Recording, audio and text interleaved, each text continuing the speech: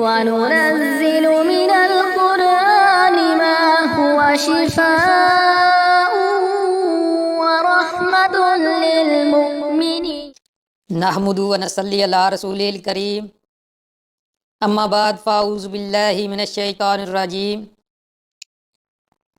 بسم اللہ الرحمن الرحیم۔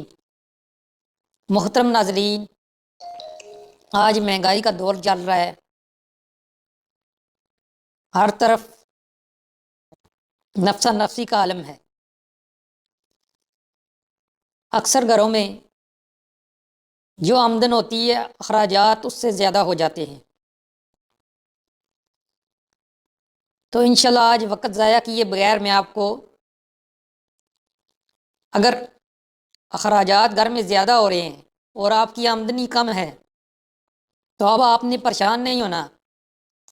اس موقع پر اس عمل کے ذریعے خیر و برکت کو طلب کر لیں۔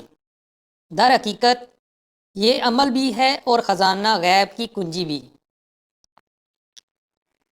جمعہ کے روز آپ غسل کر لیں اور جب کپڑے بدلنے کا ارادہ ہو تو آپ نے 26 مرتبہ سورہ قدر پڑھ کر پانی پر دم کر لینی ہے، اس پانی کو کپڑوں پر چھڑکیں، باقی پانی پی لیں، اور اگر چاہیں تو پانی گھر کے سب افراد کے کپڑوں پر چھڑکیں اور انہیں پہنیں۔ جب تک وہ کپڑے سب کے جسم پر رہیں گے، اللہ تعالی رزق اور زر و مال میں برکت دے گا۔